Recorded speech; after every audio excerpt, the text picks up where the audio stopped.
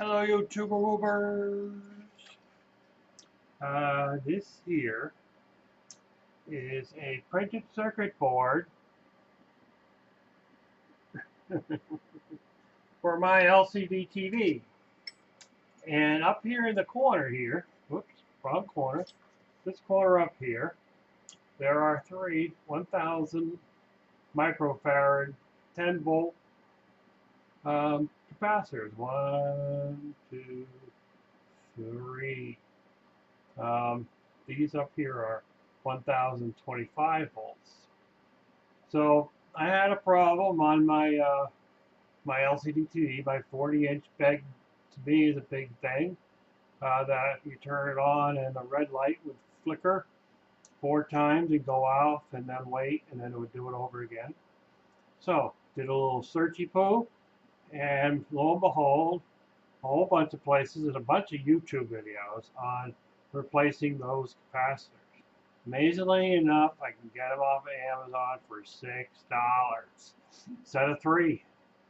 How fascinating is that, huh? You know, we all know what TV looks like. If you're not comfortable with doing electronics, you don't want to be doing them yourself. But you can also buy the board. I found the board for about $46, I think. Just in case I had a little trouble getting the capacitors out, but I finally got them out. And I don't know if we could see how far I can zoom in on here.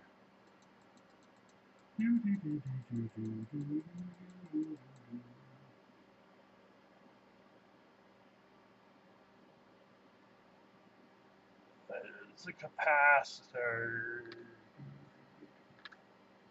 And if you could focus in. Anyway, the very top has these 4 lines on it, and it's curved out. You might be able to see it.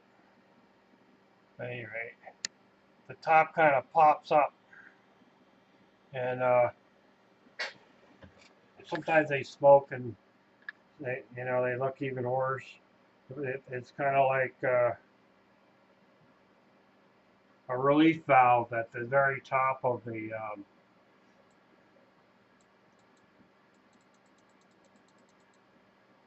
capacitor gives way. It's that way it keeps it from exploding. And I've had them explode before. You have to keep track of polarity. I marked the back of the board. I don't know.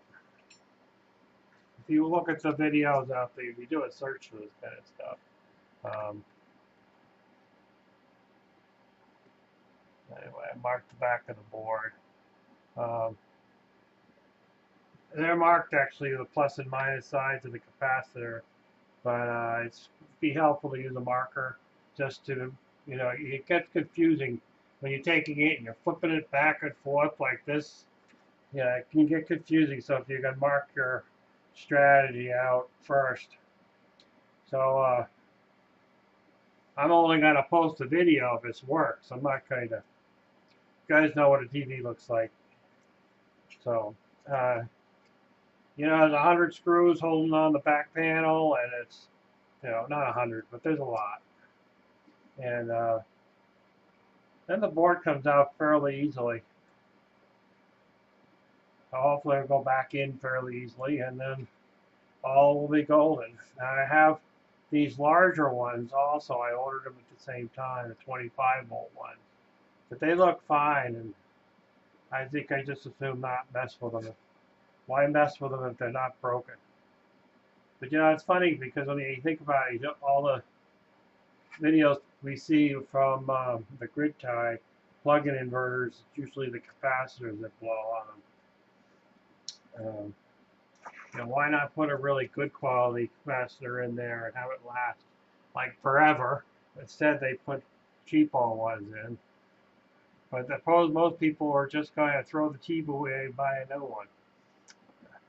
Except for us cheap people that like to rebuild things. But like I say, if you're not comfortable with electronics, don't attempt to do this.